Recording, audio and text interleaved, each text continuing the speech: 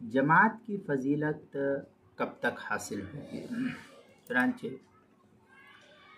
हज़रत इमाम मोहम्मद रहमतुल्लाह अलैह की राय इस सिलसिले में यह है कि जब तक इमाम के साथ कम अज़ कम एक रकात भी शरीक ना हो, जमात की फजीलत हासिल नहीं होगी।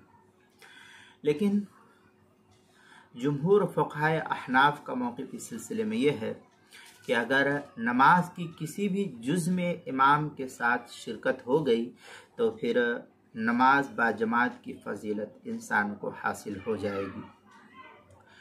हलबी कबीरी में है, अजमाल उलमा अला अन्ना फ़ज़लुल जमा अल मऊद फ़ी क़ौलिही अलैहिस्सलात सलातुल जमाअती तुफ़ज़लु सलातुल फ़ज़ी बिसब्इ व इशरीन दरजा। इस तरीक़े की इबारत जो हलबी कबीरी के सफ़ा 510, फतावा शामी जो कराची का छपा हुआ नुस्खा उसकी दूसरी जिल्द सफ़ा 510, किताबुल मसाइल उसकी पहली जिल्द सफ़ा 417 पर इसको नकल किया गया है।